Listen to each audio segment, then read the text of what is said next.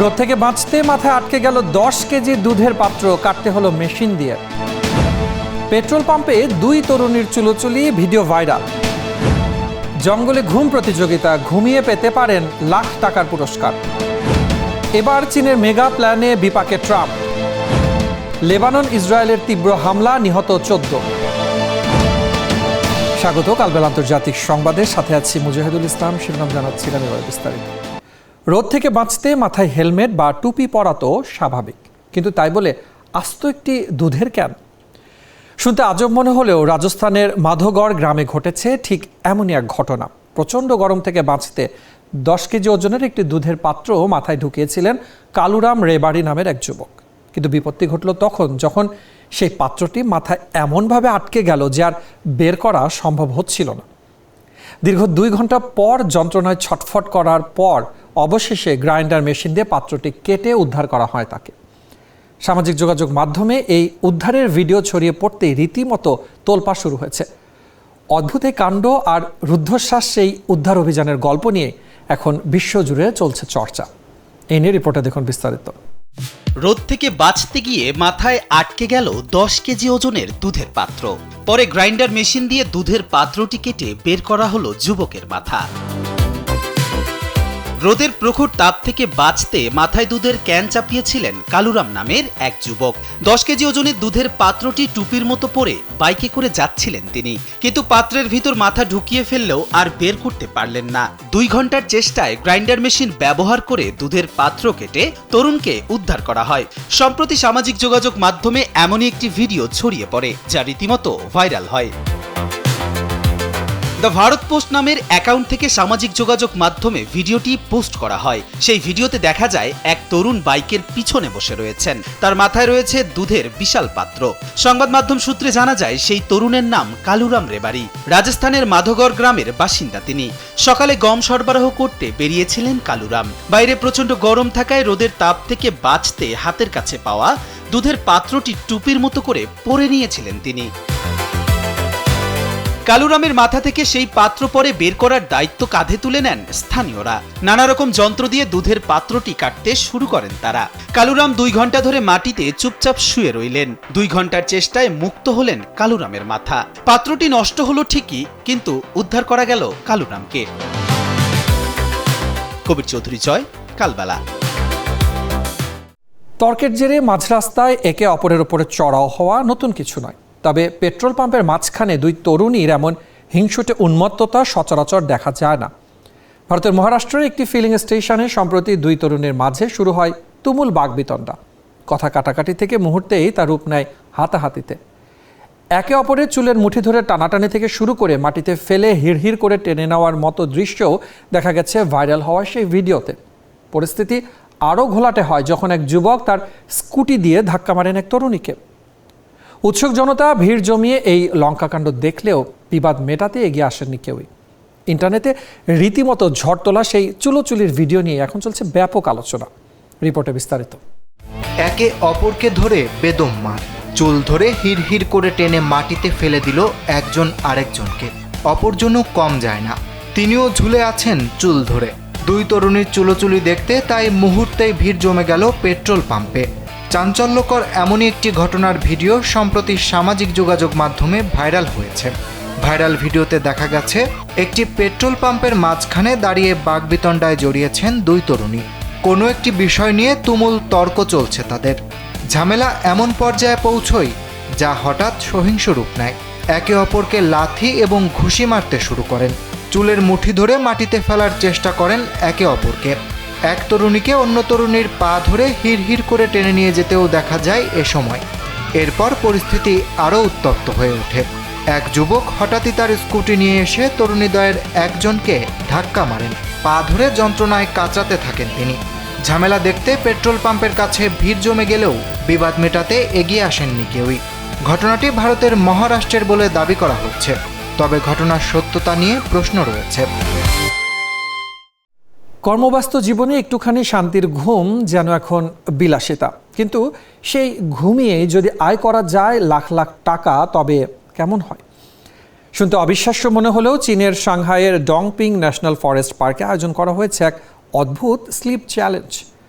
গহীন জঙ্গলে সারি সারি বিছানায় শুয়ে 7 ঘন্টা টানা ঘুমালেই মিলছে বিশাল অঙ্কের পুরস্কার। বিশেষ যন্ত্রের মাধ্যমে মাপা হচ্ছে ঘুমের মান ও গভীরতা। শহরের জীবনের ক্লান্তি আর অবসাদ দূর করে সুস্বাস্থ্যের বার্তা দিতেই আয়োজিত এই প্রতিযোগিতায় অংশ নিয়েছেন দেশি বিদেশি অসংখ্য মানুষ। রিপোর্টে দেখুন বিস্তারিত। গহীন জঙ্গলে পাতা হয়েছে সারি সারি বিছানা, আর এই বিছানায় শুয়ে ঘুমালেই পাবেন প্রায় 60,000 টাকা, দ্রুত ঘুমালে পাবেন 40,000 টাকা। সব মিলিয়ে আছে প্রায় 2 লাখ টাকার পুরস্কার। শুধু ঘুমিয়ে টাকা আয় করার এই বিশেষ প্রতিযোগিতার আয়োজন করেছে চীন। সিঙ্গাপুর থেকে আসা অংশগ্রহণকারী জিয়া হান জানান, মোট 50 জন এই প্রতিযোগিতায় অংশ নেবে। আমরা এখন চংমিং দ্বীপের একটি ন্যাশনাল পার্কে আছি। এখানে প্রায় 50 জন মানুষ বিছানায় শুয়ে ঘুমাবো। আমাদের মধ্যে প্রতিযোগিতা হবে কার ঘুমের মান সবচেয়ে ভালো, কে সবচেয়ে দ্রুত ঘুমিয়ে পড়তে পারে এবং কে পুরো 7 ঘন্টা বিছানায় থাকতে পারে। চীনের সাংহাই শহরের ডংপিং ন্যাশনাল ফরেস্ট পার্কে এই অদ্ভুত কিন্তু আকর্ষণীয় প্রতিযোগিতা অনুষ্ঠিত হয়েছে। চংমিং ফরেস্ট স্লিপ চ্যালেঞ্জ 2026। এখানে অংশগ্রহণকারীরা জঙ্গলের নিরিবিলি পরিবেশে ঘুমিয়ে প্রতিযোগিতা করছেন। শান্ত বসন্তে বনের মধ্যে বিছানা পেতে চোখে মাস্ক পরে তারা ঘুমিয়ে আছেন, আর বিশেষ যন্ত্র দিয়ে তাদের ঘুমের মান ও সময় সরাসরি মাপা হচ্ছে। এই প্রতিযোগিতার মূল উদ্দেশ্য হল শহরের ব্যস্ত ও চাপমুক্ত জীবনের মধ্যে মানুষকে কিছুটা স্বস্তি দেওয়া এবং স্বাস্থ্য সম্পর্কে সচেতন করা। এই প্রতিযোগিতায় অংশ নিতে হলে বয়স হতে হবে 18 থেকে 50 বছরের মধ্যে এবং শারীরিকভাবে সুস্থ হতে হবে। প্রতিযোগিতার সময় কেউ যদি বিছানা ছেড়ে উঠে যায় তাহলে সে সঙ্গে সঙ্গে বাতিল হয়ে যাবে। যদিও ইচ্ছা করলে যে কেউ মাঝ পথে প্রতিযোগিতা ছেড়ে দিতে পারে। যারা টানা 7 ঘন্টা ঘুমাতে পারবেন তাদের মাঝে প্রায় 2 লাখ টাকা ভাগ করে দেওয়া হয়। বিশ্ব ঘুম দিবস উপলক্ষে 21 মার্চ থেকে এই আয়োজন শুরু হয়, যা প্রতি শনিবার 26 এপ্রিল পর্যন্ত এবং অতিরিক্ত 2 ও 3 মে অনুষ্ঠিত হচ্ছে। রিয়াদ হোসেন, কালবেলা। তিব্বতের হিমশীতল মালভূমি এখন হয়ে উঠছে বিশ্বশক্তির নতুন এক পাওয়ার হাউস। সমুদ্রপৃষ্ঠ থেকে 10,000 ফুট উঁচুতে চীন গড়ে তুলছে নবায়নযোগ্য জ্বালানির এমন এক মেগা প্রকল্প যা বদলে দিতে পারে আগামীর অর্থনীতি।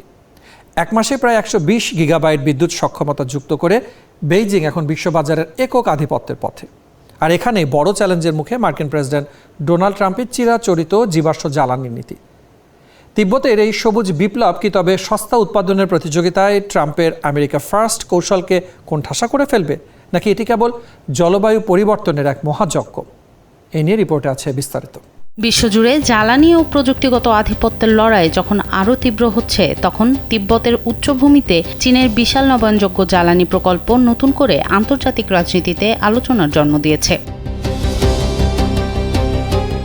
এই প্রকল্প শুধু পরিবেশ বান্ধব শক্তির উদাহরণ নয়, এটি ভবিষ্যতের অর্থনীতি ও কৌশলগত প্রভাব বিস্তারের এক বড় অস্ত্র।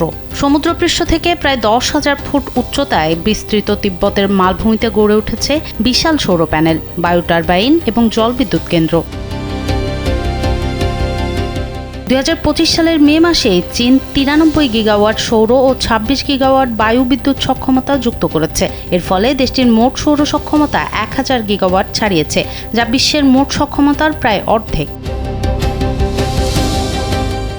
চীনের এই জ্বালানি শক্তি শুধু স্থানীয় চাহিদা পূরণ করছে না, বরং উন্নত বিদ্যুৎ পরিবহন ব্যবস্থার মাধ্যমে তা শিল্পাঞ্চল, ডেটা সেন্টার, বৈদ্যুতিক গাড়ি ও ব্যাটারি কারখানায় সরবরাহ করা হচ্ছে। এতে উৎপাদন ব্যয় কমেছে, প্রযুক্তি খাত শক্তিশালী হচ্ছে এবং বৈশ্বিক বাজারে চীনের প্রতিযোগিতা বাড়ছে। আর এখানেই তৈরি হচ্ছে রাজনৈতিক চাপ। যুক্তরাষ্ট্রে ডোনাল্ড ট্রাম্প দীর্ঘদিন ধরে জীবাশ্ম জ্বালানি ও ঐতিহ্যগত শিল্পনীতির পক্ষে অবস্থান নিয়েছেন, কিন্তু চীনের দ্রুত সবুজ জ্বালানি সম্প্রসারণ বিশ্ববাজারে নতুন অর্থনৈতিক বাস্তবতা তৈরি করছে। যদি চীন সস্তা ও পরিষ্কার জ্বালানির মাধ্যমে শিল্প উৎপাদনে আধিপত্য বাড়াতে থাকে, তবে ট্রাম্পের আমেরিকা ফার্স্ট অর্থনৈতিক কৌশল বড় চ্যালেঞ্জের মুখে পড়তে পারে। বিশ্বের বৃহত্তম সৌর প্রকল্পগুলোর একটি সিংহাই তালাতন সৌর পার্ক এই পরিবর্তনের প্রতীক হয়ে উঠেছে। তিব্বতের এই জ্বালানি বিপ্লব এখন শুধু অবকাঠামো নয়, এটি বিশ্ব শক্তির ভারসাম্য বদলে দেওয়ার ইঙ্গিত। সনম সিদ্দিকী, কালবেলা। 16 এপ্রিল থেকে কার্যকর হওয়া যুদ্ধবিরতি কি তবে শুধুই কাগজে কলমে? দক্ষিণ লেবাননে ইসরায়েলি বাহিনীর ভয়াবহ বিমান হামলায় 2 শিশু ও 2 নারী সহ অন্তত 14 জন নিহত হয়েছেন। আহতের সংখ্যা ছাড়িয়েছে 37। ইসরায়েলের দাবি তাদের সেনাদের উপরে হামলার প্রস্তুতি নিচ্ছিল সশস্ত্র গোষ্ঠীগুলো, আর সেই পরিকল্পনা নস্যাৎ করতেই এই অভিযান। এর আগে ড্রোন হামলায় এক ইসরায়েলি সেনার মৃত্যুর পর পরিস্থিতি আরও উত্তপ্ত হয়ে ওঠে। যদিও বেসামরিক নাগরিকদের এলাকা ছাড়া সতর্কতা দেওয়া হয়েছিল, তবে আবাসিক এলাকাগুলোতেও ছড়িয়ে পড়েছে ধ্বংসযজ্ঞ। সীমান্তের এই রক্তক্ষয়ী সংঘাত কি তবে মধ্যপ্রাচ্যে নতুন কোনো মহাপ্রলয়ের ইঙ্গিত দিচ্ছে? এই নিয়ে রিপোর্টে দেখুন বিস্তারিত। দক্ষিণ লেবাননে ইসরায়েলি হামলায় অন্তত 14 জন নিহত হয়েছেন। নিহতদের মধ্যে 2 জন শিশু ও 2 জন নারীও রয়েছেন। আহত হয়েছেন আরও 37 জন। লেবাননের স্বাস্থ্য মন্ত্রণালয় জানিয়েছে, রবিবারের এই হামলা যুদ্ধবিরতির বাস্তবতা নিয়ে নতুন করে উদ্বেগ তৈরি করেছে। ইসরায়েলি বাহিনীর দাবি, দক্ষিণ লেবাননের সশস্ত্র গোষ্ঠীর ঘাঁটি ও যোদ্ধাদের লক্ষ্য করে অভিযান চালানো হয়েছে। তাদের অভিযোগ, ওই এলাকা থেকে ইসরায়েলি সেনাদের উপর হামলার প্রস্তুতি চলছিল। হামলার আগে স্থানীয় বাসিন্দাদের এলাকা ছাড়ার সতর্কতাও দেওয়া হয়, তবে বিস্ফোরণে আবাসিক এলাকাও ক্ষতিগ্রস্ত হয়েছে বলে জানিয়েছে স্থানীয় সূত্র। এর আগে সশস্ত্র গোষ্ঠীর ড্রোন হামলায় এক ইসরায়েলি সেনা নিহত হয়। এরপরই পাল্টা এই হামলা চালানো হয় বলে ধারণা করা হচ্ছে। যদিও 16 এপ্রিল থেকে কার্যকর যুদ্ধবিরতি এখনও বহাল রয়েছে, তবুও সীমান্তে সংঘাত থামছে না। এ ধরনের হামলা চলতে থাকলে যুদ্ধবিরতি শুধু কাগজে কলমেই সীমাবদ্ধ থাকবে। এতে করে মধ্যপ্রাচ্যে নতুন করে বড় সংঘাতের আশঙ্কা আরও বেড়ে গেছে। দর্শক, এই ছিল কালবেলা আন্তর্জাতিক সংবাদে। ধন্যবাদ এতক্ষণ সাথে থাকার জন্য।